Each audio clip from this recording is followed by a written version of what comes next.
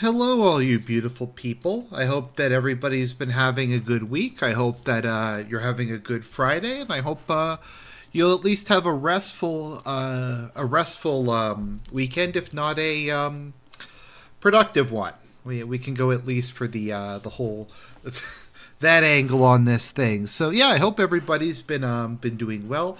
I hope you've been doing okay. I myself have just been trying to figure out how to get OBS to work. Um, OBS is just it's I don't think it's necessarily OBS's fault. It's just what I wound up having to do was I disconnected my internet from I completely lost my train of thought there. I I took out my Ethernet and I just switched it to wireless, and that seems to work better. So I guess that's just how these things go. Anyways, so let me just add in the chat. So we got a lot of stuff for you guys this week. We got some insane Ukraine stuff. We have some China stuff. There's stuff kind of all over the case. Like I said, it's been kind of an insane week, but in the words of the great Dark Side Phil, it is what it is. Nothing I can do, but I digress. Okay, so let's get started. I'll just give people a second if they want to show up. I'm just gonna make sure that Constantine, is the stream going okay? Are you having any troubles seeing anything on stream? Is it not buffering? I'm not getting any error messages on my end, so. Okay, well, let's begin. So, lots of stuff has been happening on the front lines. Hopefully we can actually get through it today. So, firstly, as you can see, if we go all along the front line, Russia's been pushing pretty hard. They have not been launching any kind of like YOLO big war of motion attacks, but they've been pretty consistently hammering Ukraine all along the front line. At this point in time, they're just doing kind of this slow leapfrog where they just take place after place after place, and just a very slow, methodical move is what they're going for. The metaphor I used yesterday is my science teacher was explaining the difference between voltage and amperage to us, and he compared the two to a butterfly and a bulldozer, wherein they might be technically moving at the same rate, but one is this kind of unstoppable behemoth that has all this immense amount of force behind it, whereas, well, the other one doesn't have any force behind it, more or less at all. And yet they're moving at the same speed, so that's kind of where we're at when it comes to the war on the front. So if we go down here, we can see it's pretty much on the entirety of the front line. Let me just share this now that this is actually fucking working.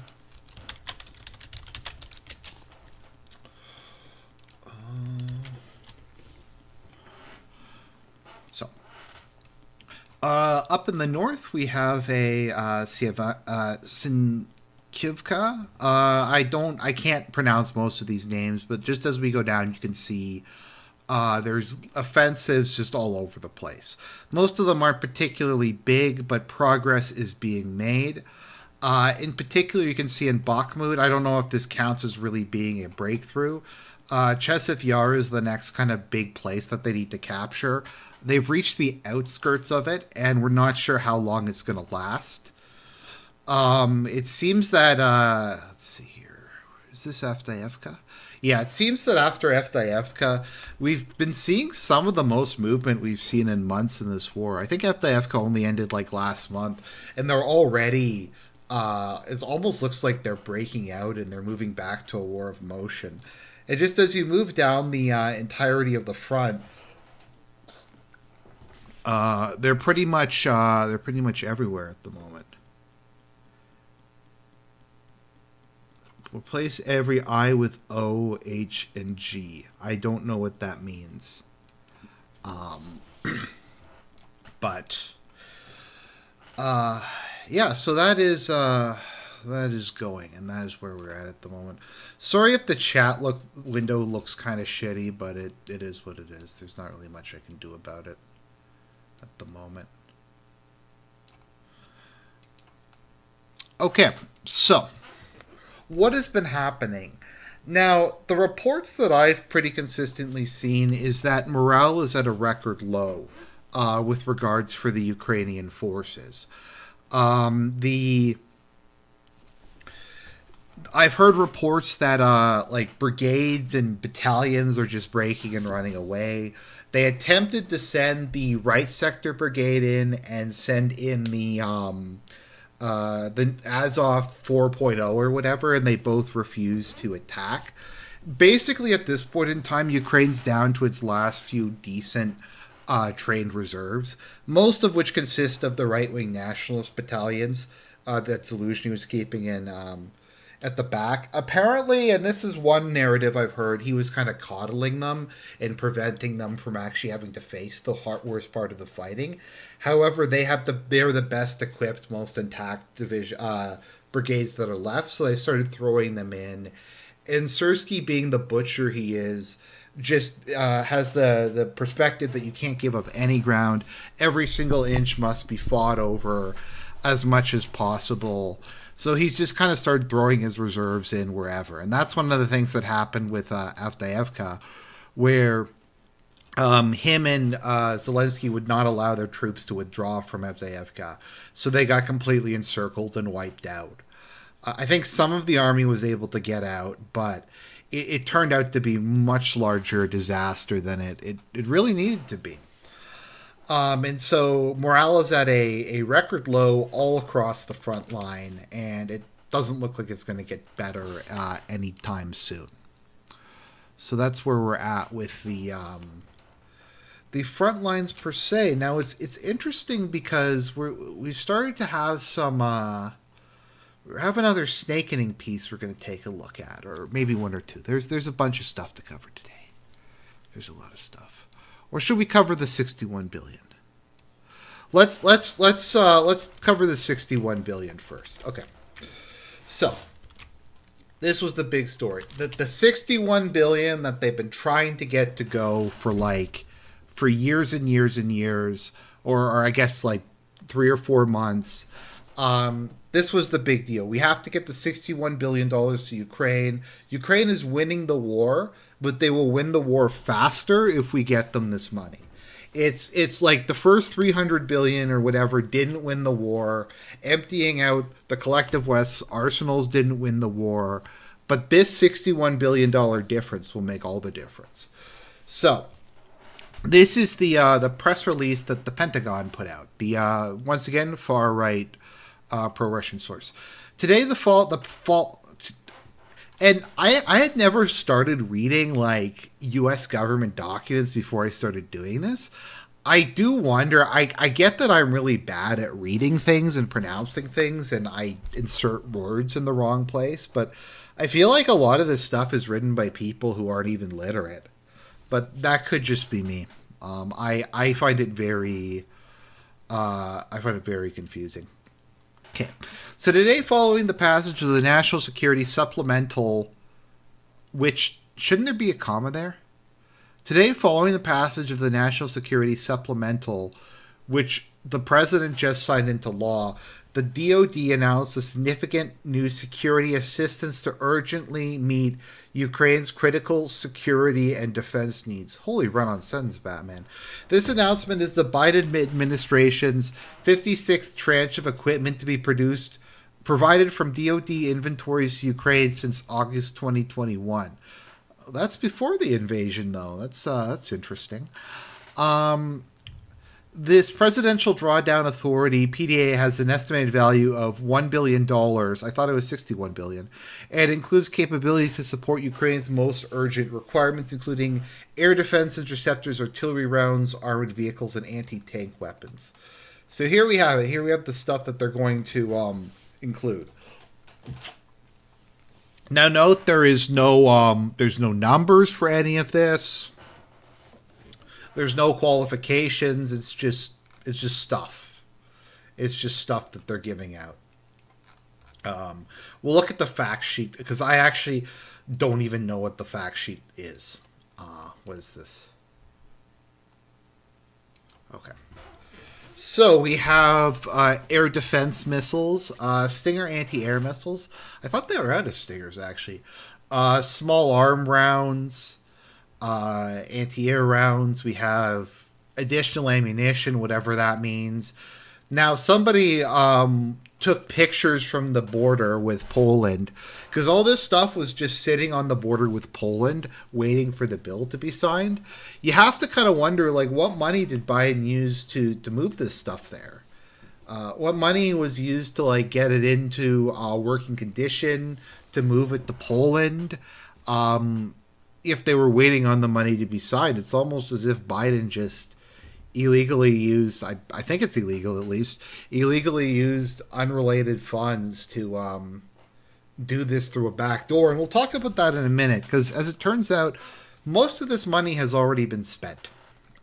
It's most of it has already been spent on this and that.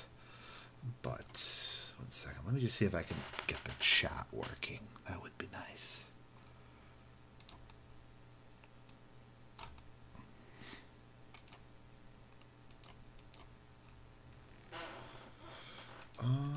Browser settings.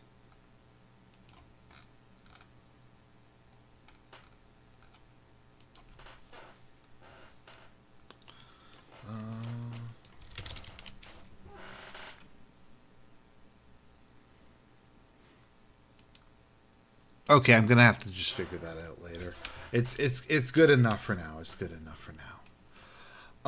Okay, so apparently there's only 12 Bradley infantry fighting vehicles, which is less than what they've lost in some battles. We have mines, night vision devices, spare parts. This package will surge munition, weapons, and equipment forward to support Ukraine's ability to defend its front lines, protect its cities, and counter Russia's continued attacks. With the bipartisan support of Congress, Ukraine can count on strong and resolute U.S. leadership to provide consistent security assistance support, together with some 50 allies and partners, to ensure its brave defenders receive the capabilities required to fight Russian aggression. Is allies a capital? Like, is that a proper noun? Shouldn't it just be allies with the... I don't know. I don't think this stuff was made by a human. So they gave us this link to this. So it is saying Ukraine fact sheet, April 24th. Okay, so it says Ukraine fact sheet, April 24th. So what would you assume? We have an article here that was a security assistance package for April 24th. That was released on April 24th. Then we have a fact sheet for the Ukraine aid package, April 24th. Now, if you open this, it says the Biden administration has committed more than $45 billion in security assistance to Ukraine since the beginning of the Biden administration, including more than $44.2 billion since the beginning of Russia's unprovoked and brutal invasion. That's very professional. It's very professional at doing this. So I don't know, is this what this even is? Like, is that how much they're actually sending? Is this the total they've sent on the whole? Because they're like, where is the 155? Yeah, because they list the Abrams tanks here. They list like they aren't sending. This is way more than like $1 billion or whatever. So as far as I can determine, the fact sheet for Ukraine. Okay, the fact sheet for the Ukraine April 24th aid package is not in fact the fact sheet for the April 24 Ukraine aid package. It's a fact sheet for all the money that they've supposedly given. And maybe this is a petty thing to complain about, but I just, like, it doesn't... like they could add something in. It bothers me as someone who has to write documents like this for work. Okay, since the beginning, how about fact sheet on total U.S. security assistance to Ukraine? And like, why doesn't it just? I don't know. I'm sorry. I know it's a petty thing to complain about. It just irritates me. Okay, so let's see here. Where is that document I had? Let me just, you know what? Before I forget, let me just add the sources into the description.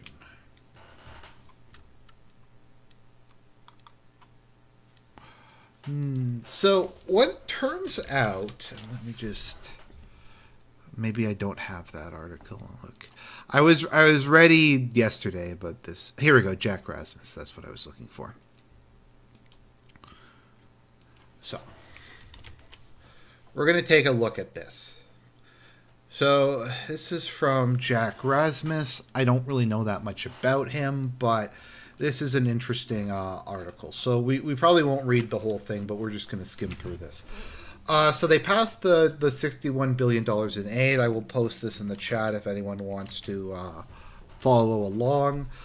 Okay, so he breaks it down. So the funds, however, will make little difference to the outcome of the war on the ground, as it appears most of the military hardware funded by the $61 billion has already been produced, and much of it has already been shipped.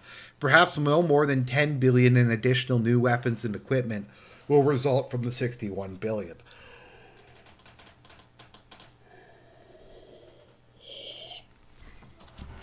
Subject to revision, initial reports of the composition of the $61 billion indicate $23.2 billion of it will go to pay U.S. arms producers for weapons that have already been produced and delivered to Ukraine. So he'll talk about this a bit more later, but basically, I think what they're saying here is they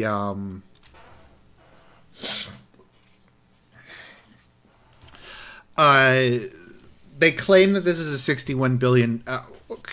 During the time period where aid supposedly ran out and there was no aid package for Ukraine and there was no funding for Ukraine, and stuff like that.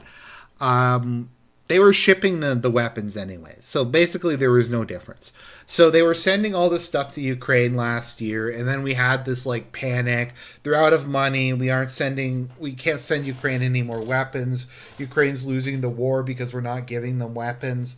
It turns out that they were shipping all this the whole time illegally, and a large portion of this package is basically just to cover up their fraud.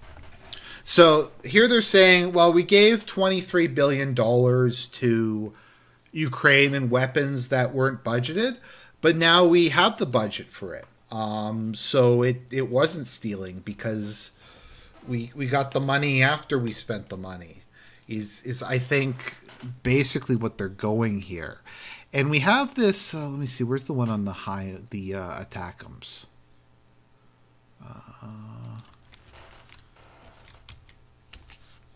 There we go. So this came out, and we'll get back to the article in a second, but U.S. secretly sent Ukraine long-range ATACMS missiles. That's kind of interesting. So this is from the 25th, from far-right pro-Russian news source, France 24. So, long sought by Ukrainian leaders, the new missiles give Ukraine nearly the striking distance of up to 300 kilometers from the mid-range version it had previously. We've already sent some. We will send more now that we have additional authority and money, Jake the Snake Sullivan said. The additional ATACMS were included in a new military aid package signed by Biden.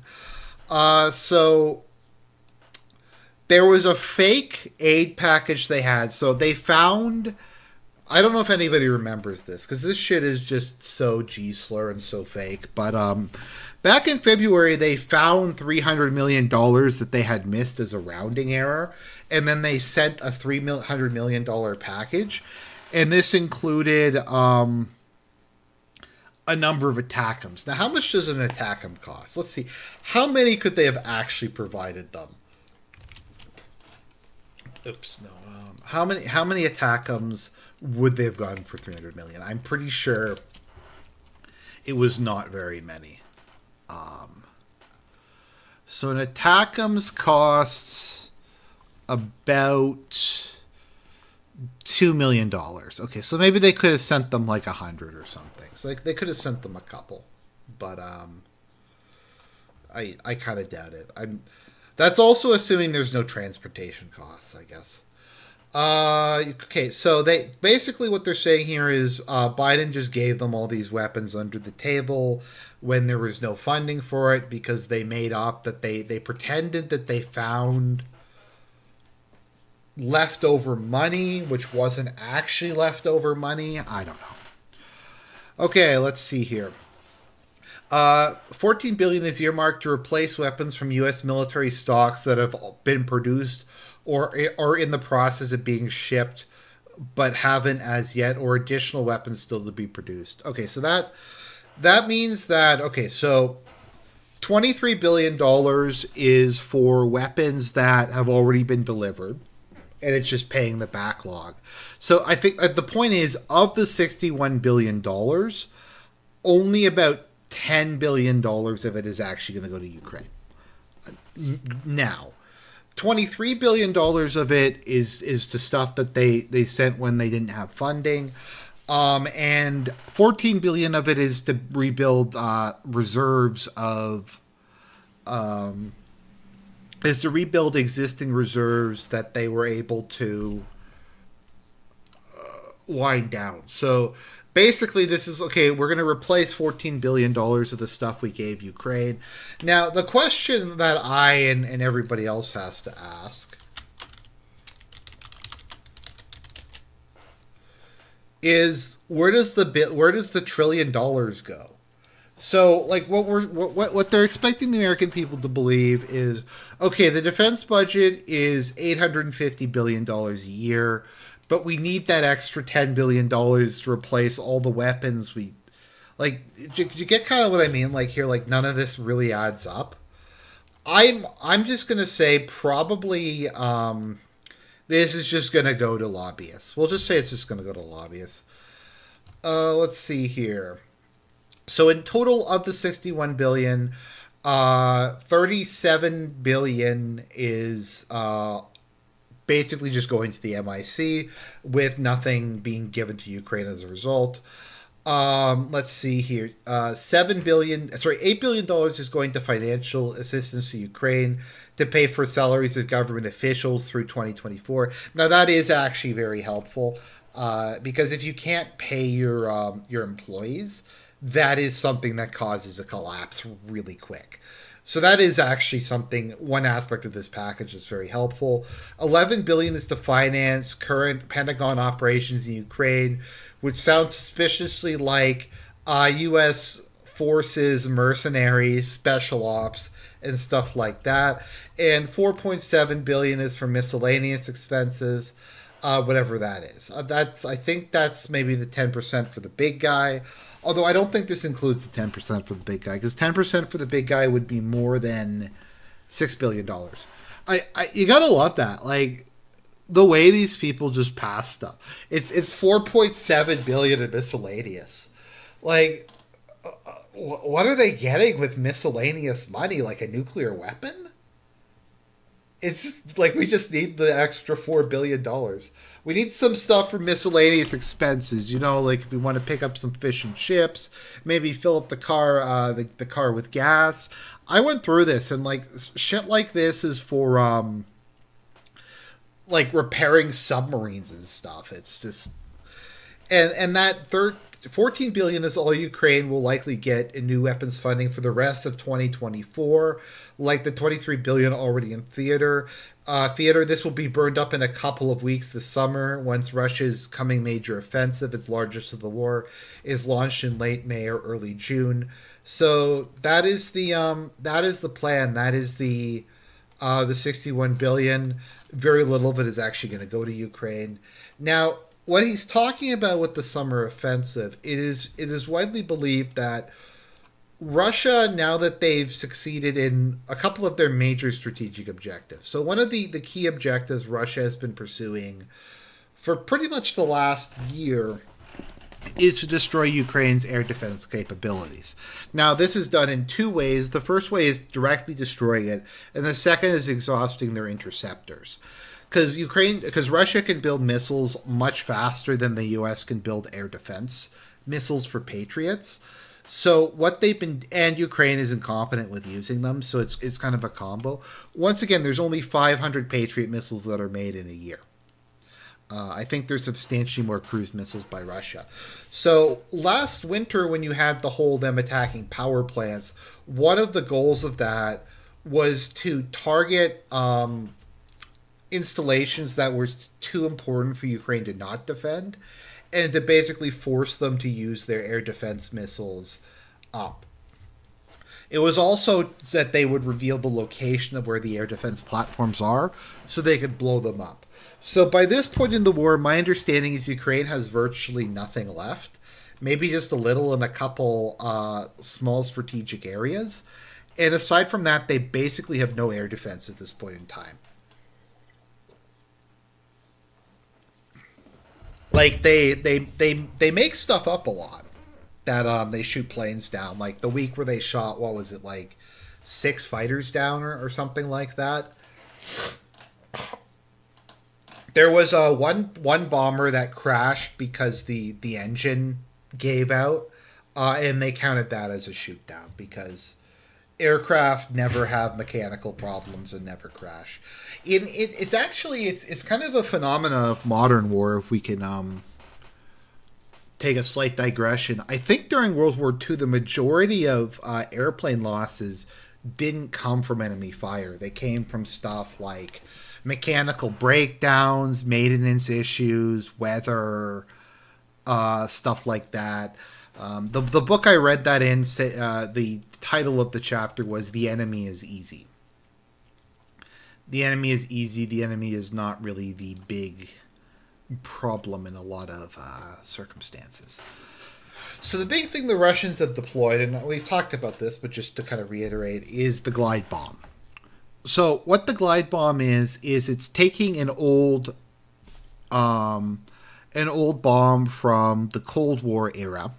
If you ever seen just like one of those bombs from World War II, like the big ones that they just drop like 100 of them out of an airplane, is the Russians have taken those and they have created the glide bomb conversion kit, which is a fairly simple robotic kit that acts as a glider, hence glide bomb, and it is connected to the GPS.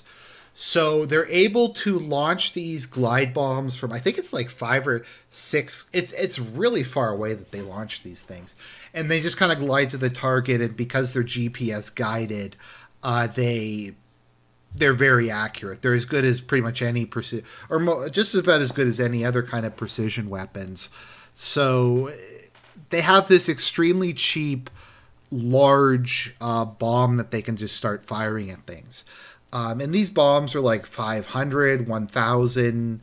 I think there's a 1,500 one they're working on. My understanding is bombs are much more effective at destroying fortifications than they are at destroying than artillery is. Because bombs hit from above, and one big blast is more effective than a bunch of small ones. So I also am pretty sure you can't shoot glide bombs down. Or if you can, it's just not really worth it. An ongoing debate throughout this war is whether or not hypersonic missiles can be shot down, wherein the Ukraine has periodically gone back and forth between claiming they can't shoot down hypersonic missiles, or they shoot down all the hypersonic missiles. It kind of depends what day of the week it is. The guy who said that they couldn't, they fired recently, and now they're shooting down 99% of them. So, where was I? Yes, so now they have complete aerial supremacy, and the ongoing theory is that Kharkov is the goal. Is that Russia is preparing, has built it up over the last year or two. I won't go into all the details of their buildup, but the Ukrainian army is battered, broken, bloodied, lacking in manpower, specifically trained manpower and ammunition, and pretty much everything else. And so Russia has built everything up, and they're just going to launch a. They're just going to launch a full scale attack, roll forward, and try to take Kharkov. And they've been bombing the area around it for months now. The electrical systems basically collapsed. A lot of the infrastructure in the area. They blew up the local TV station broadcast tower a couple days ago. So that is the thinking that Kharkov is the next target, and Kharkov is the second largest city in Ukraine, and I think it might be the wealthiest.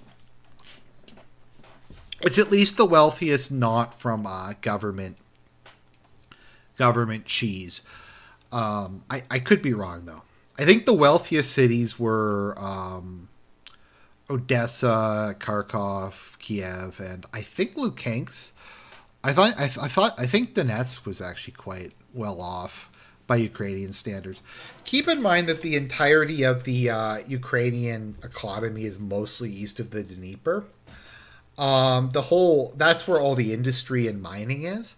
There's some agriculture to the west of it.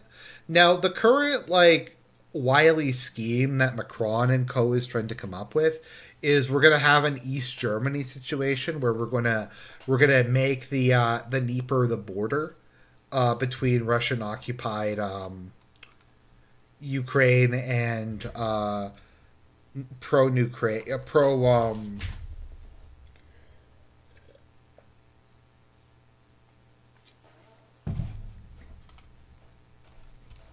Oh, Lvov is the second wealthiest? Okay. I was wrong. I thought economically speaking, Kharkov and Donetsk were produced more money. Okay. And I thought Kiev was the wealthiest just because it's the capital and it's where all the government funding goes. Okay, a lot of minerals in Galicia as well. Okay. Just whenever I hear about industry, I tend to hear about it in eastern Ukraine. But anyways, regardless of that, the point is that they're thinking we're gonna freeze it along the line of conflict, and that's gonna happen. Now, if you actually look at what the border of the Dnieper is, Kiev is on both sides. Kiev is on both sides of the Dnieper. A lot of the major cities are on both sides of the Dnieper. So, how do you freeze the conflict line at the Dnieper? Also, Russia is never going to let Kherson go, and if Odessa is eventually going to be a target, that's also across the Dnieper. So there's not really a logical place to draw a border. Also, in Alexander Mercouris, has pointed out that that cities aren't just a dot on the map. Like Kiev is a sprawling metropolis. A lot of the area around a city supports the city. It's where some of the food comes from. It's where power comes from. A lot of people commute to there. Even if they were to cede everything east, it would just be a mess. And the NATO plan is okay, so what we're going to do is this is the plan at the moment. This is the gay op that they're going to come up with. What we're going to do is we're going to get Europe, not NATO, but Europe, to send in soldiers to block the route to Odessa. And then the soldiers are going to stand in the way of the Russian army. And then when the Russian army shoots them, we're going to pretend that it was an aggressive attack by Russia. Then we're going to call the U.S. in and start World War III. And that's how we're going to do it. Or Putin is going to back down because he's a coward and he has no resolve, and he hasn't shown any resolve throughout this war. And we'll do the Dnieper. We'll do the border on the Dnieper. West Ukraine will join NATO, and we will engineer regime change in Moscow, and then Ukraine will get all the land back, plus all the extra land that Zelensky has claimed. And that's kind of where the thinking is at the moment. So let's see. Is this optimism? Is it shared by other people? Let's take a look. Where's that Daily Telegraph article I was looking at? By the way, we'll get to, just while we're on the topic of regime change. They've started to talk about regime change in India. At least they have in The Economist, which is the global American empire's spokespiece. Why India needs a stronger opposition. Let's see here. 6 billion, nearly a billion Indians will cast their votes in the general election. We argue it's time for the opposition Congress Party to remake itself. And they've been doing a stream of articles about this. You know, that Modi guy, he's a bit too popular. He's friends with Putin. He's part of the BRICS. People keep voting for him. And if somebody wins elections because the people agree with them, that's not democracy. It's like how Viktor Orban is a tyrant because the Hungarian people keep voting him in. I don't think has there ever been any like real allegations of election fraud in Hungary?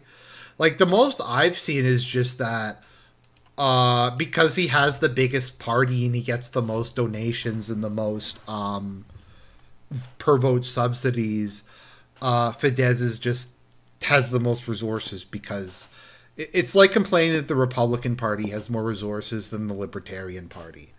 It's just kind of like a non sequitur. But yeah, we've started to talk about a regime change in India. I should do a chart of like all the ongoing regime change operations. Just a slight side note, I'm not sure if anyone has been following the case in Georgia. So in Georgia, they were passing a law that required foreign agents to register. So if you're an NGO or you're someone who's working for a foreign government or who is working for an organization that's primarily funded by a foreign government, you have to register. So the U.S. paid for like this rent-a-mob. Okay, let's see here. Georgian protests. To come out and basically try to storm the parliament buildings. Hey, well, look at... Whoa, I wonder where these guys got those EU flags from. Wow, that's pretty interesting. Georgia's foreign agents bill, a Russian strategy. That's who it is. Not wanting foreign agents subverting your country is a strategy. Now the U.S. has, I'm trying to remember what the U.S. Act is. That's not in line with EU values. That is fucking amazing. They brought out the EU values thing. Not in line with EU values. A very concerning development. This will derail Georgia. The bill would require any NGO and media organization receiving more than 20% of its funding from abroad to register as an organization pursuing the interests of a foreign power. Amnesty International, there's another one, urged Georgia's authorities to immediately stop their insistent efforts to impose repressive legislation on the country's vibrant civil society. It's it's interesting. It's interesting. See, guys, knowing where the money comes from, knowing like whose interest somebody's representing, that is bad for democracy. That is against EU values. EU values is you just let all these organizations you don't even know who they are come in and do whatever they want. Now, I think the U.S. has a law like this, don't they? Let me see. What was it called again? U.S.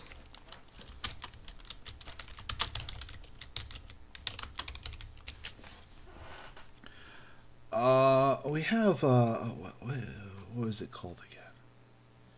I'm just trying to remember what it was called. Because there is a... The Foreign Agent Registration Act is a U.S. law that imposes public disclosure or obligations on um,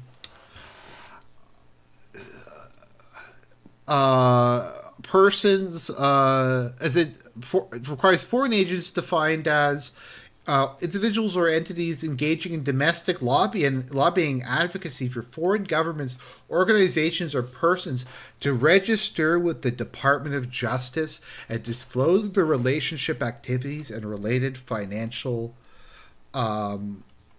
compensation. Yes, it was FARA. I couldn't remember what it was exactly. But thank you. Yes, I didn't have it in front of me, but that was exactly the one I was thinking of. Okay, so Georgia protests. Um, let's see here.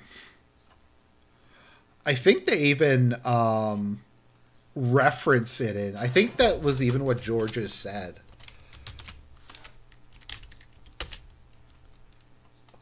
Okay, let's see what Reuters has to say. Okay, yeah, that definitely looks like an organic protest there. The ruling party, Georgian Dream, is promoting the bill, which it says is modeled on U.S. law, the Foreign Agents Registration Act. It said that the legislation is needed to promote transparency and combat pseudo-liberal values imposed by foreigners. Oh no. Georgia's opposition dubs the bill the Russian law, comparing it to so in Russia, hundreds of journalists, politicians, rights organizations, environmental groups, LGBTQ support groups, and others have been listed as foreign agents. It's just it's bad. This can't. Someday, what we'll do, and if people want it, we'll do a stream on this where we will do we will go to the National Endowment for Democracy's website and we'll take a look into that rabbit hole because like they fund all of these. Like, you know what? Let's just take a trip. National Endowment for Democracy. Let's see. Apply for NED. What are some of the stuff that who are some of the people they're giving money to at the moment? Explore where we work. We got Albania, Belarus. Whoa, we got Belarus. What are they doing in Belarus? Supporting families of political prisoners, national security issues, Belarus and democratic governance, citizen participation, democratic norms, ideas, and values, fostering citizen participation in democratic reforms, which sounds an awful lot like paying mobs to on the streets to intimidate people. Building resilience in civil society to foster democratic change. That definitely sounds like paying people to riot. Let's see what it says for Georgia. We have Serbia, because they had the thing in Serbia. We got all this stuff too. Or this is from a couple of years back, I think. I'm just trying to see if there's any. We work in 100+ countries each year. Let's see here. World becoming flatter for authoritarian regimes. They start to talk about regime change in China again. Getting Kosovo back on track. So Kosovo has announced that they are going to legalize same-sex unions, and I wonder who told them to do that. It's an interesting question. Well, U.S. is better on that if you exclude a certain group of people. The quest for freedom and democracy in Russia. Wow, it's freedom and democracy. I'm just trying to see where is the where's Georgia?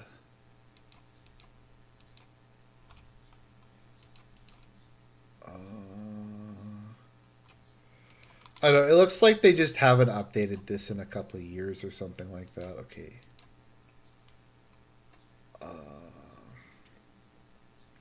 Who we are, how do we work, democracy stories. Let's see, democracy stories. We have stuff in Iran, stuff like that. So I mean, if you actually go in and start looking at a lot of these organizations, you'll find that almost all of them will have National Endowment for Democracy, and there's a Freedom House and like a couple other ones that are sponsored by the U.S. government. So the point is that regime change is a hell of a drug. And it seems to be this thing that the U.S. is like addicted to. Like, I wish I knew how to quit you regime change, but they have to just do this. Like, they even have to do this to countries that are friendly with them. Like, the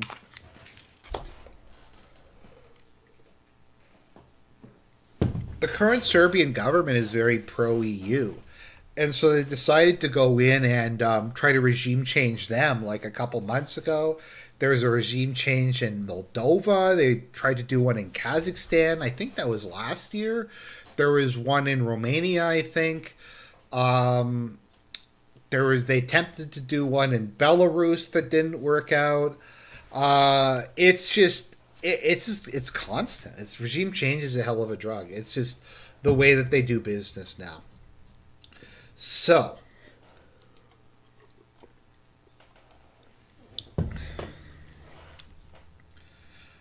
we'll get to the Russia losing thing. So a piece of news came up to me, came up with um, our hero, the greatest diplomat, um, yeah, the shit they pulled in Japan last year. Thank you.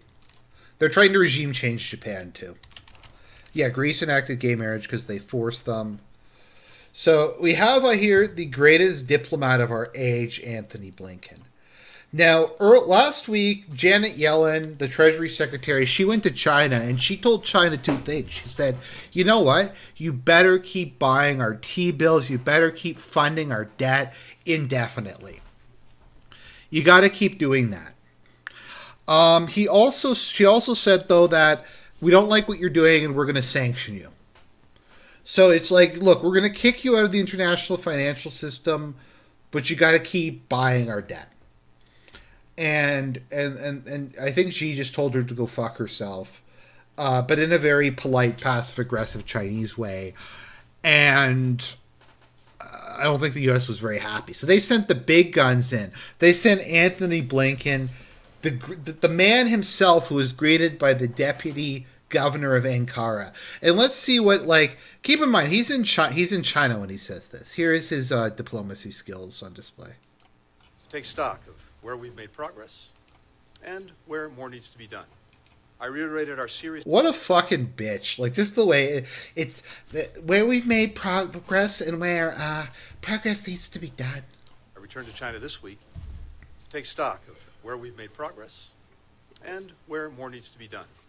I reiterated our serious concern about the PRC providing components that are powering Russia's brutal war of aggression against Ukraine. China is the top supplier of machine tools, microelectronics, nitrocellulose, which is critical to making munitions and rocket propellants, and other dual-use items that Moscow is using to ramp up its defense industrial base. A defense industrial base that is churning out rockets, drones, tanks, and other weapons that President Putin is using to invade a sovereign country, to demolish its power grid and other civilian infrastructure, to kill innocent children, women, and men. In today's meetings, You mean like Israel? discussed the PRC's dangerous actions in the South China Sea, including against routine Philippine maintenance in these waterways, is not only critical to the Philippines, but to the U.S. and to every other nation in turn about the PRC's maritime maneuvers. Our defense commitments to the Philippines remain ironclad. We also discussed a range of regional and global crises where China can play a constructive role. I encourage China to use its influence to discourage Iran and its proxies from expanding the conflict in the Middle East, and to press Pyongyang to end its dangerous behavior and engage in dialogue. China has demonstrated in the past, when it comes to Russia and Ukraine, that it can take positive action. You'll recall that well over a year ago, we had concerns that Russia was considering the possible use of a nuclear weapon. And I believe... Let me see if I can find it, because I think that Blinken threatens China. I'm not sure if it's in that shit. Blinken threatens sanctions on China. Oh, okay. Here we go. So we will. So there is that clip. We will look at the transcript. Let me see. Where do I have the transcript? There we go. Here's the transcript. That's what I was going to look at. So this is a transcript from his speech. Okay. So. Okay. Without China's support, Russia would be unable to sustain its assault on Ukraine. In my meetings with in my meetings with NATO allies earlier this month and with our G7 partners just last week, I heard the same message fueling Russia's defense industrial base. Not only threatens Ukrainian security, it threatens European security. Beijing cannot achieve better relations with Europe while supporting the greatest threat to European security since the Cold War. As we've told China for some time, ensuring transatlantic security is a core U.S. interest. In our discussions today, I made it clear that if China does not address this problem, we will. That sounds like a threat. I don't know, like, so people. I might just, like, English is my first language. This sounds to me, if I'm like a person of at least average intelligence, that NATO is saying to to China, stop trading with Russia, or we're going to wage economic war against you. So I also expressed our concerns, and he said this in China. He was in China when he said this. He was in Beijing when he said this. Like, what kind of crazy person does stuff like this? Like, you can't say that, especially when you're like, you just met with the dude, like, right before this. Like, what planet are these people living on? I expressed our concerns over the PRC's unfair trade practices and the potential consequences of industrial overcapacity to global and U.S. markets, especially in the number of key industries that will drive the 21st century economy, like solar panels, electric vehicles, and the batteries that power them. China is producing more than 100% of global demand for these products, flooding markets, undermining competition, putting at risk livelihoods and businesses all around the world. Okay. What? Like, what even is this complaint? Like, this complaint is that, like, you guys suck? That's like what it's supposed to be? Like, we we suck, we can't build shit at a competitive price, and you guys are building too much. Also, if we want, like, to fix global warming, wouldn't that be a way to do it? Um, Biden won't let it help. Americans' actions are. Let's see here. We want China to grow. Let's see here. So. Uh,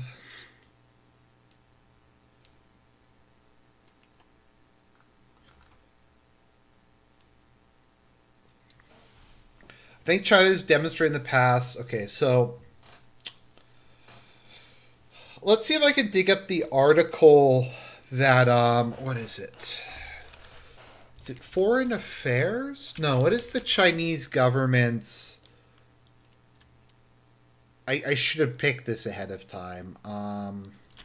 Chinese government's Foreign Affairs magazine. Oh, I think it's just called Foreign Affairs. Okay. Oh, I think it's just called Foreign Affairs. Okay. Maybe. Is it?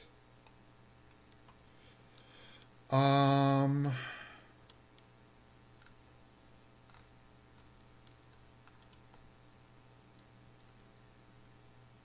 No, I don't think that's it. I'm trying to remember what it's called. Sorry, just give me a. I'm sorry, just give me a second. People's Daily.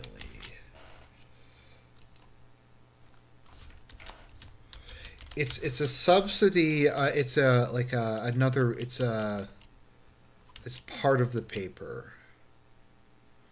Okay, so it's People's Daily. It's the sub paper of it.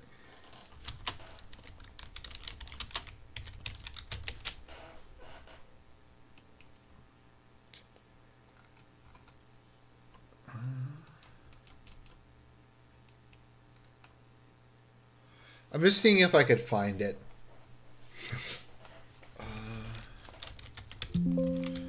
Because they wrote like one of the most scathing articles I think I've ever seen about it.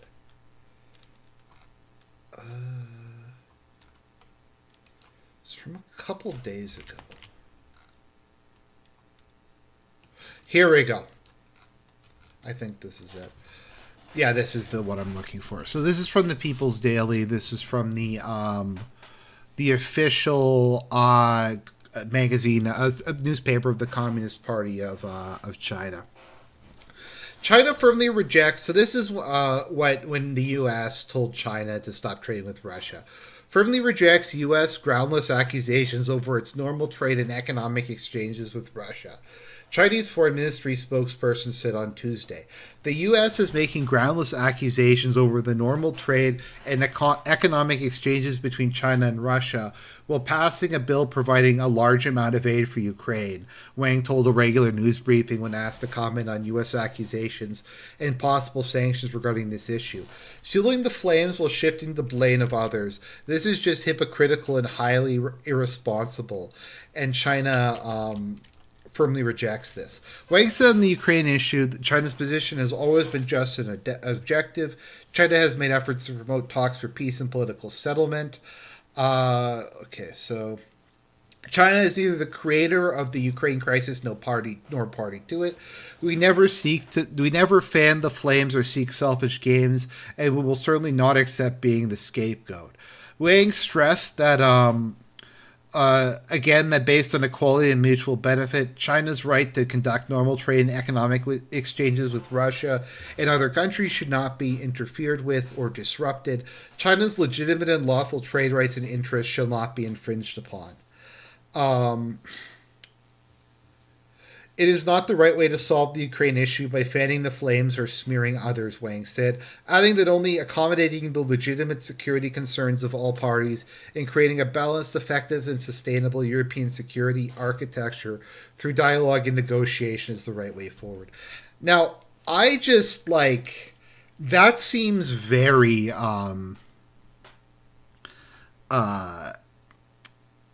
Oh no, this is okay. So sorry, this is this is the foreign ministry spokesman. Okay, so this is coming right from the Chinese foreign minister and the Chinese government. So I don't know. To me, this reeks of just barely contained rage.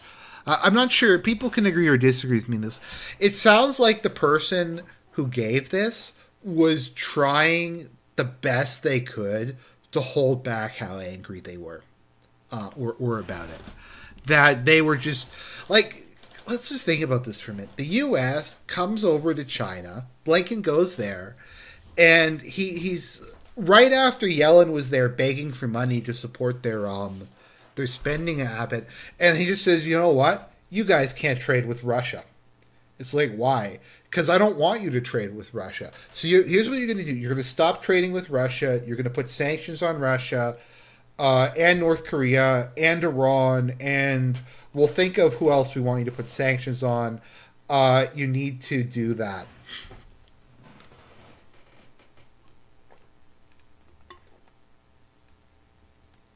And then the Chinese are like, well, it's none of your fucking business who we do business with. Like, we're a sovereign nation. Russia's a sovereign nation.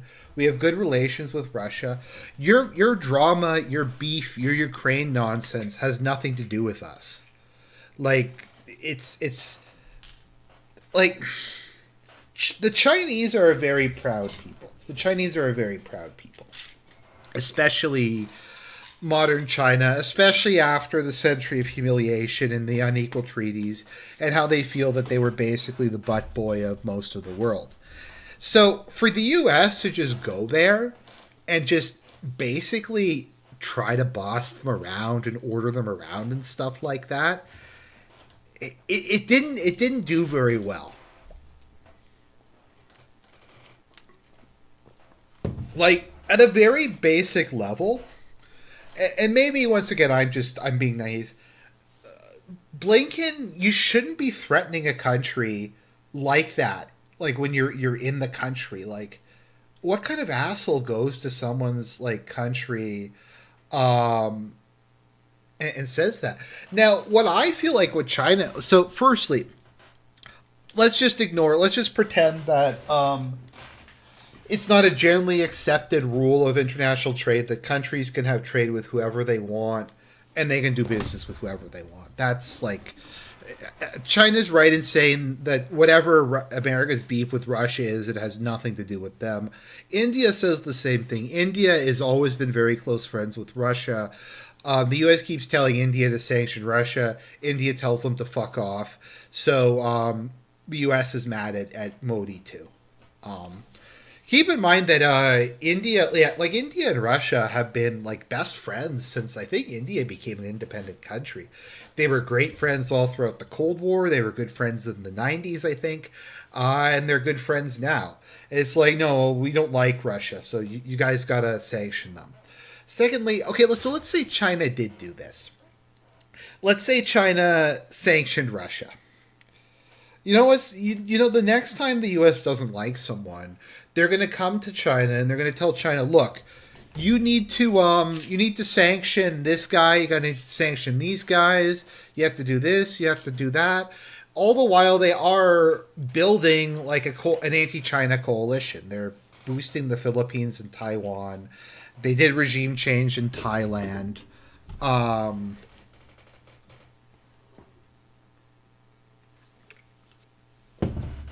and stuff like that. So I'm not even necessarily like I'm not pro China. I just want to point that out. Firstly, though, the optics of this are really bad. Like if you're somebody like who's a neutral observer, like let's say, and I almost kind of am actually because I don't really like Blinken. I don't really like China that much. And you just go and you just act in such an arrogant, aggressive, dickish way, especially when you're the guest of a foreign country. Like, Americans might not care about this. You might have the media who will just shill for you and cover the whole thing up. But the people in China are furious over stuff like this. The people in China get really pissed off about this. People in like just random other countries get pissed off about this. People in India see this. People in Vietnam, people in Africa, people in the Middle East. They see stuff like this and it makes them hate America. And it's like, it's also to what end? Like, the optics are just bad and it's just bad diplomacy. And like, if I was China, what I might do is, okay, you know what? You're going to say that we're helping Russia. We're going to help Russia. And then China might just, like, if the U.S. sanctions China, then what initiative? What does China not have incentive? That's the word I was looking for. What incentive does China not have to just go all in, just go completely like balls to the wall, and just give Russia all the military support they want? I don't really know like what would be the reason for them to not do it at that point. Um, like also, why is they even going after China? We have like at least two, maybe three or four other global crises. Why do we have to start a trade war with China? Like you got the border, you got Ukraine, you got Israel, you got the Red Sea, you got the thing in Libya that never went anywhere. Um, why are they trying to start a beef with China? Like, shouldn't you be like? Once again, they think they can take on everybody at once. Like maybe just leave China out of it for the moment. Maybe just deal with like the other five things that are on your plate. Like it's the people you're up against aren't like Russia's not stupid. Russia's not stupid. Iran's not stupid. China's not stupid. Are these countries as powerful as the U.S. militarily? Probably not. But you don't like become the strongest by just picking fights with literally everybody over anything. So China has been, you probably heard about gold prices. So China has been just massively buying gold. They see that something is coming. They're pretty sure that this was going to happen, that there's going to be sanctions. So they've just been mass buying gold. Now, here's a question that I have. What happens to all those treasury bonds China owns if the U.S. sanctions them? How can you sanction a country that owns so much of your debt? And is the expectation probably is that they're going to keep buying the bonds from they're going to keep buying the treasury bonds while they're sanctioned. I mean, the assholes who run the U.S. are probably that arrogant. They probably think that China is going to keep buying all of the treasury bills while this stuff is going on. So we have a neo-Nazi in the chat who's saying the U.S. shouldn't have sabotaged the peace talks between Russia and Ukraine. Then it could have separated Russia from China and deterred China from invading Taiwan. You're talking about divide and conquer. You're talking about like making deals with people, trying to play your opponents off against each other, not just taking on everybody at once. Like, dude, yeah, that's the kind of thing that Hitler would say. It's the kind of thing that Hitler would say. When you talk to your enemies, they win. Like, remember when Neville Chamberlain talked to his enemies and then the Holocaust happened and 20 million Jews died? Logic like what you're saying there would lead to another 20 million dying. So I want you to think about what you just said. That's not like, you don't talk to your enemies. That's the lesson of World War II is anytime you talk to your enemies, they win. So what you have to do is pull shit like this. So someone made an interesting point that the people in the U.S., because the media will offer unlimited cover for them no matter what they do, they literally are basically schizophrenic at this point in time. They're like, they live in this neo-solipsistic world because like it doesn't matter really because the media is so in the hole for them and the public is so much like just will believe whatever CNN tells them to believe, even if they say they won't on polls or something like that. That the media can just like they can just report that China backed down. China, like, they could just report China caved in. China did everything we told them to do. China, like, said, thank you, sir, may I have another? We're going to buy some more T-bills. We're going to stop supporting Russia. They could announce that Ukraine took Vladivostok. And then CNN would come up with some kind of article. The Daily Telegraph would... All these people would just announce it. And it's literally going to be until there's like a bunker situation and these guys get physically removed that it's going to happen. And I don't know. People can correct me if I'm wrong. I do think they're that delusional. And that comes from the fact that the media is 100% in the hole for them. It's kind of interesting because Justo recently was complaining like that the mainstream media doesn't have enough power. So this is it. Now, we're getting into this is kind of transitioning into the global financial crisis part. So I just want to check some. Did Switzerland freeze German assets? Okay. So Switzerland did not freeze Germany's assets during World War II. Until like the very end when it was pretty clear that the war was over. Now, Switzerland did freeze Russia's assets.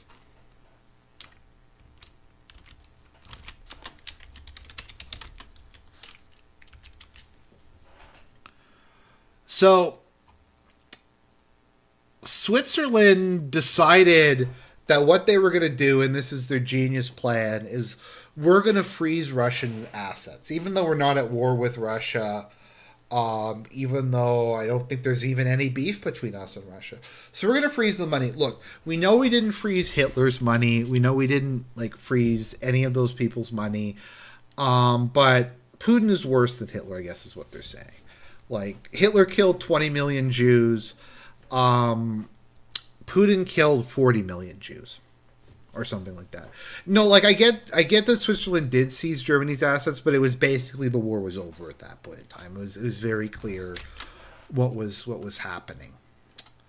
So they just decided, yeah, we're gonna seize the asset. We're gonna freeze America's assets. That's a good idea. That helps reinforce our position as being a neutral country. I do think it's a little different. Between seizing the assets of a country that or did they even seize them or did they just freeze them? Okay, I think it just froze them. Okay, I don't even think they seized them necessarily. Okay, so we have that. Yeah, no, thank you. I appreciate that, GSP. So Switzerland decided that was a good idea. So they passed the bill in the U.S., the Seize Not Freeze bill, and they called it the Repo Act. Okay, here we go. The Repo Act is now law. So Yellen. Okay, so Russia asset seizure law spurs Yellen praise dollar angst. Lawmakers argue over effect on dollar U.S. Treasury market. Okay, so congressional passage Tuesday of authority granting President Joe Darkside Brandon new powers to seize Russian dollar assets.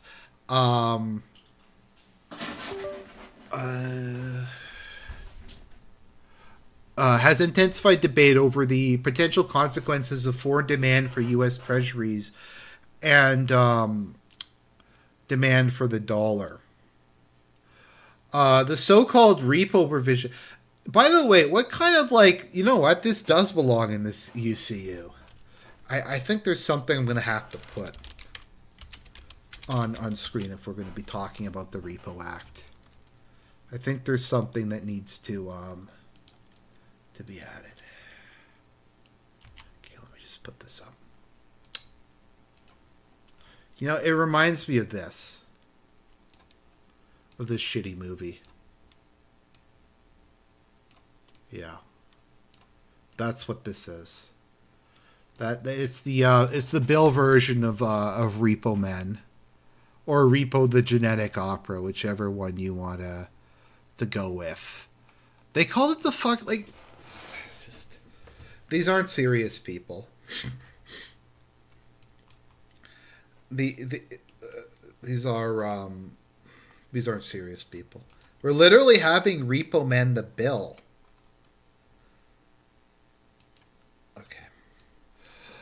So, we'll add to the $95 billion Taiwan and Israel aid package by House Republicans. Is necessary and urgent for an international coalition to unlock the value of immobilized Russian sovereign assets. Janet Yellen said in a statement, Congress took an important step in that effort with the passage of the Repo Act, and I will continue the collective way forward. So the G7 are gonna seize, not freeze. So J.D. Vance once again proves himself to be the only sane person in the world.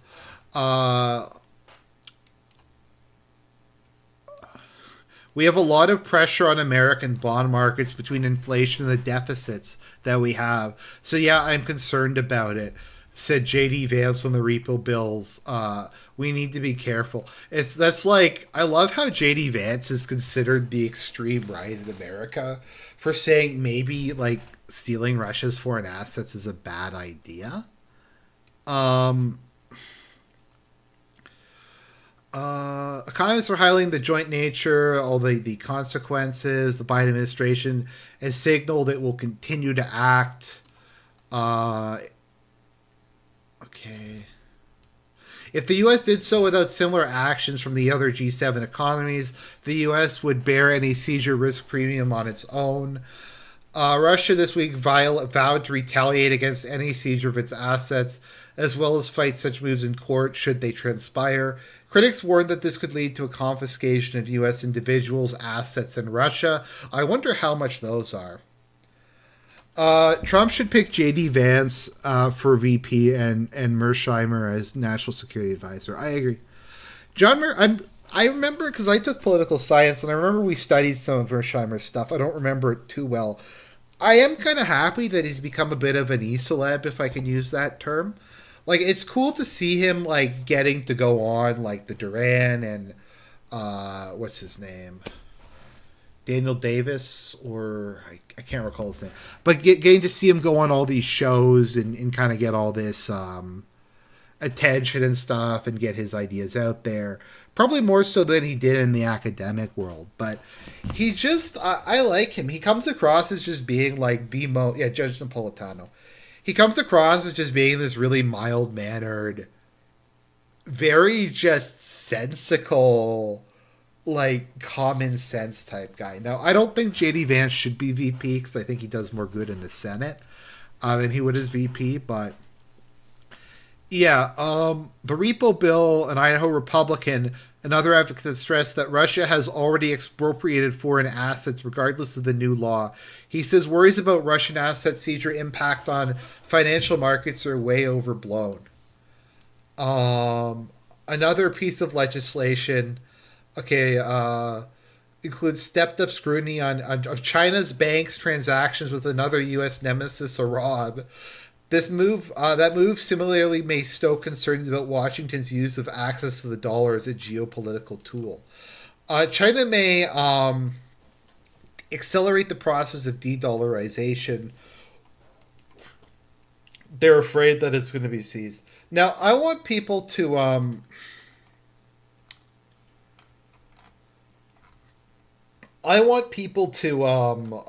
take a guess. How much money? How much is the foreign? So Russia has what, like 290, 300 billion in frozen assets that they took. So how much are they actually going to seize in the U.S.? Let's think about this for a second. How much do you think is the amount of money that they're going to take in order to justify massively devaluing the dollar and leading to all this other insanity? Like, you'd think it would be a lot of money that they'd be stealing, because this is like, it's got to be a lot to do this. No, it's like $8 billion. That's it. It's something like that. It's they're going to seize five. It's not even that much. It's $5 billion. So they're doing this insane destroy the dollar to like get $5 billion of Russian assets. Keep in mind the U.S. debt increases by, how much does the U.S. debt increase by a day?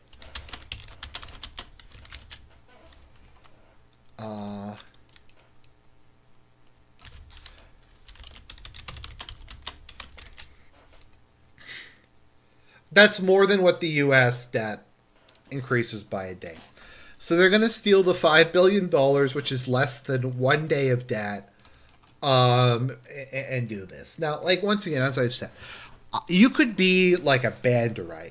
You could be a Banderite. You could think that Putin is Putler. You could think that, like, there's genocide going on in Ukraine. That, like, once again, I'm even if that is your opinion, this is a really fucking bad idea.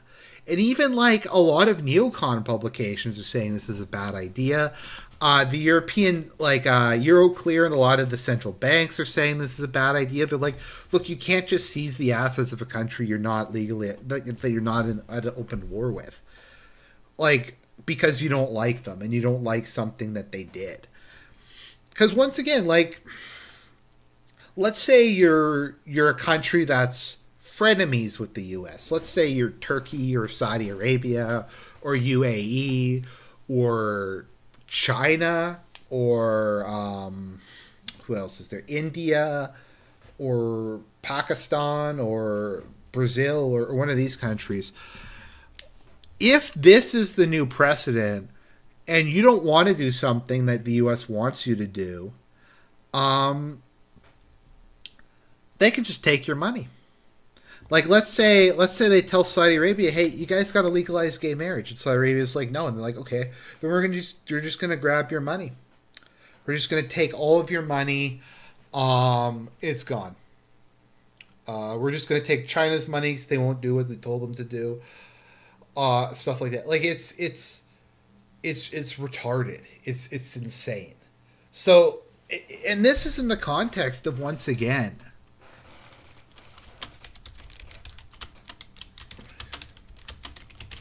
the U.S. debt increases by $1 trillion every 100 days. The U.S. debt goes up by $4 trillion a year. So they're in this financial state, and they're going to go and pick a fight with China. They're going to pick a fight with Russia, with most of the third world. They're going to try to de-dollarize the economy. It's all kinds of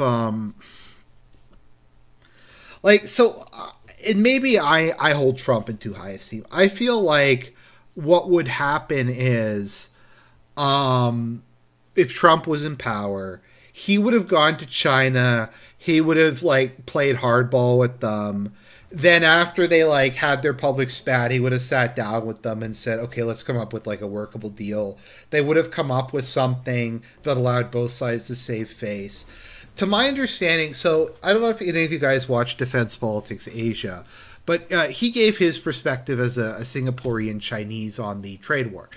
His contention was that the trade war worked, and that China was smarting a bit, and that it gave Trump the leverage he needed to renegotiate some of the treaties with China, and that it was actually honestly, obviously, it's not going to be 100%.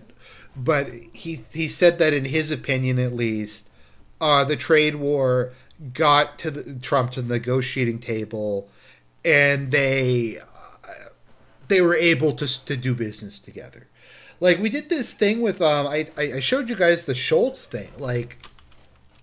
And once again, I know I bring this up constantly, but I think it does bear mentioning.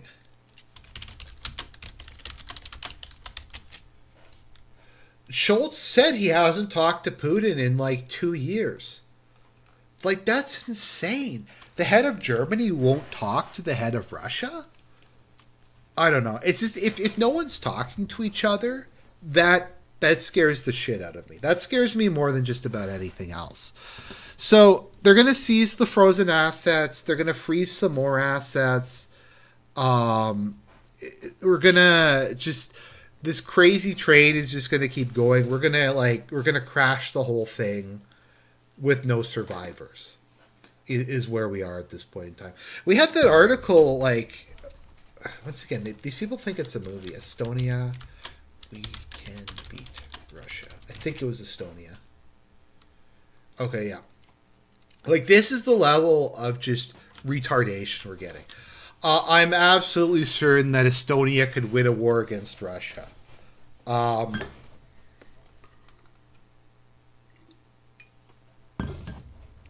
That's the level we're at. So let's see here. We have we have some more delusional articles.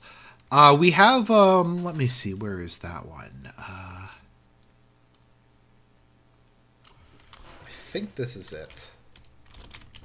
Is this the one where they say 90%? Okay,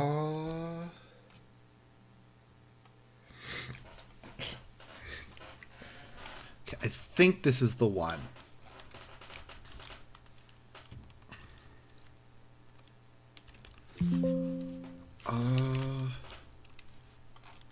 Okay, this was the claim that Russia had taken over 300,000 casualties since the start of the war. I'm trying to find it because there's one that literally said that they had lost like 90% of their army.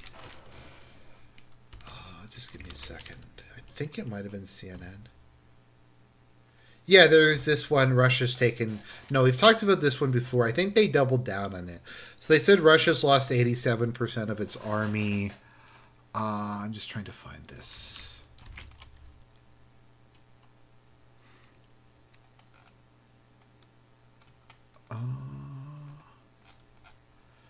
Damn, I had this picked up. I had this.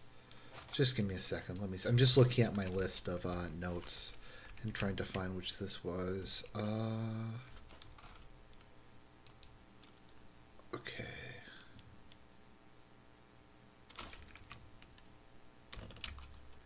I think this is it. Okay. We'll get to this in a second. This is literally the fucking script for a Hollywood movie. I'm just trying to find where I had the other one because they had a claim that maybe it was in Foreign Affairs. That might have been it.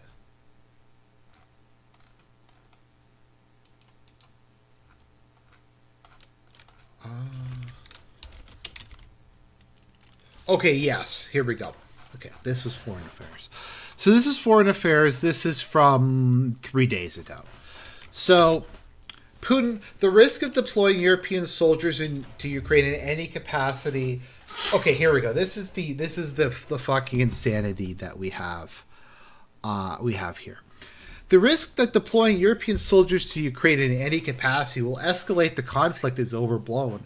Russia has precious little room to scale up its conventional attacks, short of deploying biological or chemical weapons. It has already lost more than 90% of its pre-war army, with hundreds of thousands of casualties, tens of thousands of combat vehicles destroyed, and the vast majority of its advanced weapon systems expended in attacks on Ukraine.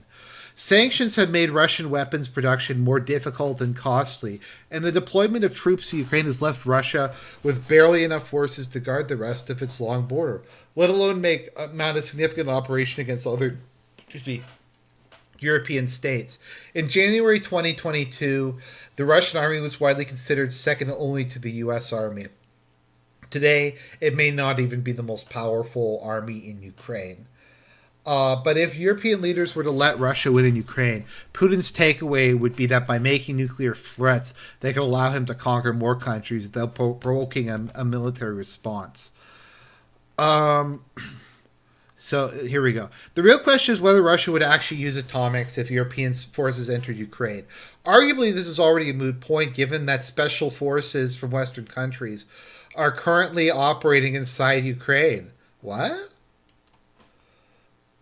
I like how they just admit that. They're like, yeah, no, there's special forces in Ukraine. But they're there.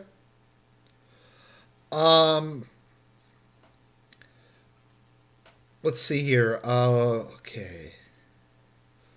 Putin threatened to attack all these countries back in 2014. He threatened to invade Finland and Sweden to keep them from joining NATO. So basically, they're just saying Putin's a pussy who's bluffing, and we got to call his bluff. At some point, European leaders must ignore Putin's saber-rattling, which is merely propaganda, premised on the baseless notion that NATO wants to attack or invade Russia. What? We went over this. The New York Times did a big article on this. Like, I covered this on my channel. The New York Times did a big article about how Ukraine was being turned into a CIA base. What? Russia cannot afford to fight multiple European countries at once, much less start a nuclear war.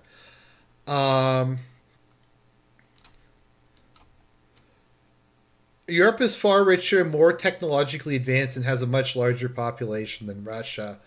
Moscow knows it cannot win by provoking the whole continent, and it seeks to avoid military intervention that would very likely follow if Russian forces were to invade a country.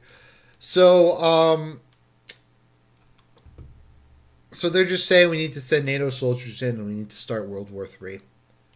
Like, what? Like what? Once again, okay, so let's just think about this for a minute. And I pulled some stuff together. And like I said, this whole fucking like the sheer just amount of lies and bullshit that we have. Does anyone remember? Yeah, here we go. Russia is losing close to 1,000 soldiers every day, but it won't stop relying on mass assaults to pound Ukraine's front lines. Okay, so Russia has sustained, on average, 700 losses per day.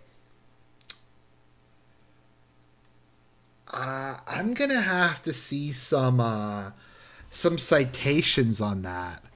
Let's also, what is losses? Number casualties and injured. Okay. Let me see. How many? Could someone calculate how many days have happened since the SMO started? Um, because I'm gonna have to do the math here, and I can't think of it off the top of my head. I feel like that's a lot, though. It's been what, 2 years? We'll say it's just been 2 years. We'll say it's been 2 years. 365 times 2 times 7, 658. So according to this, Russia has lost about 500,000 people over the course of it. And they are losing 1,000. I have another question. Has there ever been like video of these human wave attacks? Like, I've never seen it. Has there been videos of it? Like, I feel like there should have been. Non-stop human wave attack. A Ukrainian commander. A Ukrainian commander told them. They told them if we kill 40 to 70 of them with drones a day, they just renew. They just keep coming. Russia has to do inmates. It has to close its prisons. The Ukraine war has left Russia with a severe labor shortage. Russia is short of workers. How is that an L?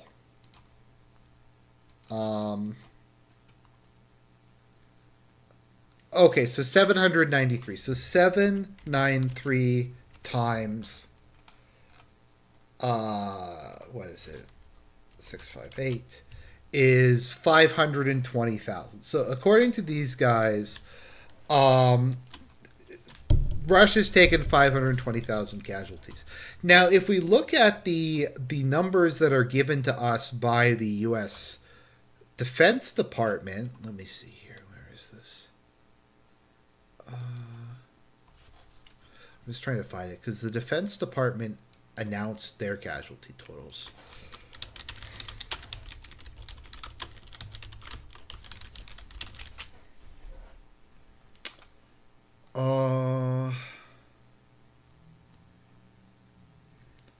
I'm trying to find it.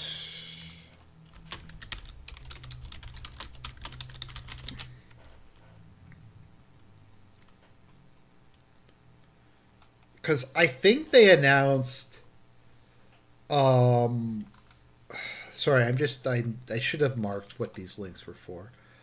Okay. Okay, here we go. This is it, I think. Okay. So the most. Oh no, that is not the right one. Okay. So I'm just trying to find this. It might have been this one. Anyways, the U.S.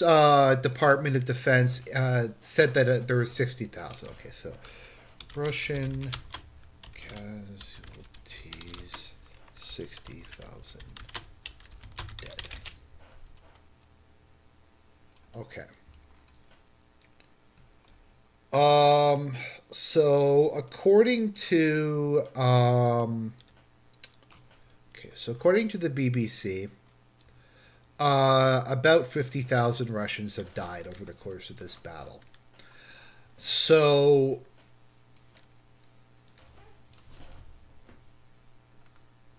they're saying 50,000.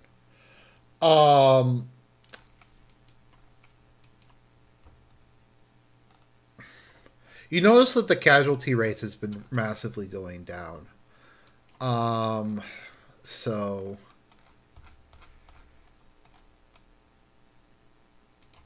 okay.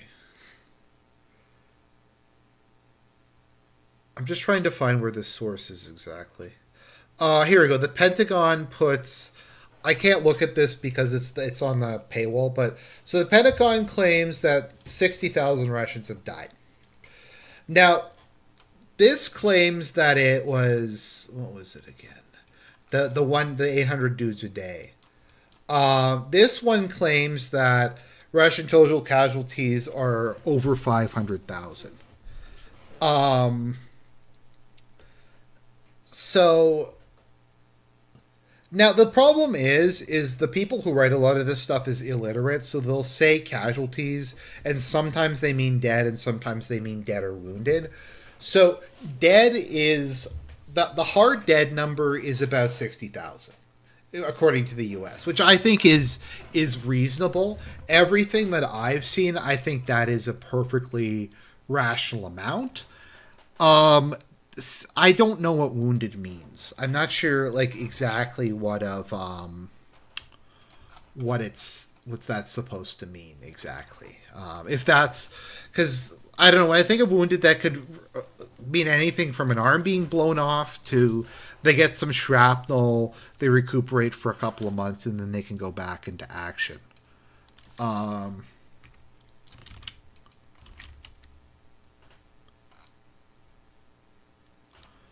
Okay, let's just go back to this for a second. Okay, so I know that this might be boring, but I'm trying to make a point here of just how like insane a lot of this shit is. Labor. Where is the thing with the labor shortage? Yeah, so Russia has a severe labor shortage of 5 million workers. So, according to them, because they lost 500,000 dudes in the war, that means they have a 5 million workers short. Like what? Huh? It doesn't make sense. The numbers don't add up to me. Has lost 355,000. What's the Russia has a severe labor. Once again, like how is a severe labor shortage even an L? That's what I want to know. How is that an L? Russian war in a okay. This is the L. This is the L they're saying from Business Insider that says Russia is getting blown out. Has sent wages soaring as workers grow scarce and private business competes with the military. That's the Russian L. That's the big Russian L, that wages are up 20% in the last year. The economy is booming. So. Oh, wait a minute. Let's look at this. Okay, this is interesting. So this is Business Insider. And once again, the point I'm trying to make is all of these things contradict each other. None of this makes any kind of sense if you actually start reading it. Okay, where is this?